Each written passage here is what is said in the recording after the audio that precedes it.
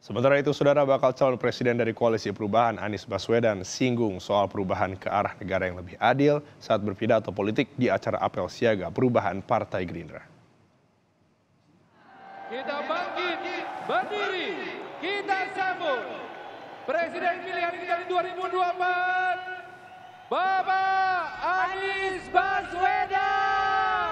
Anies menyatakan banyaknya orang yang hadir di Stadion Utama Gelora Bung Karno, Jakarta saat acara apel siaga Partai Nasdem berlangsung membuktikan kuatnya tekad dan komitmen akan adanya gerakan perubahan di Indonesia. Namun Anies mengatakan dorongan akan perubahan harus dilandasi semangat untuk menjaga persatuan. Anies berpandangan dengan adanya persatuan, pemerataan kesejahteraan di Indonesia akan terwujud. Anies pun menyinggung tentang perjuangan untuk bisa mewujudkan negara yang lebih adil. Bersama Ibu yang hadir pada apel siaga, inilah perjuangan kita, inilah perjuangan Partai Nasdem yang telah konsisten dilakukan. Ini bukan perjuangan kecil, ini bukan perjuangan sederhana, tapi ini perjuangan yang amat besar.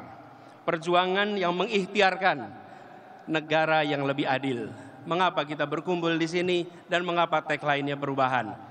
Kita mendorong perubahan untuk menjaga persatuan.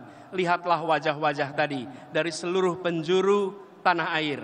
Mereka menginginkan agar di tiap tempat mereka lahir, kesempatan untuk mendapatkan kesejahteraan adalah setara.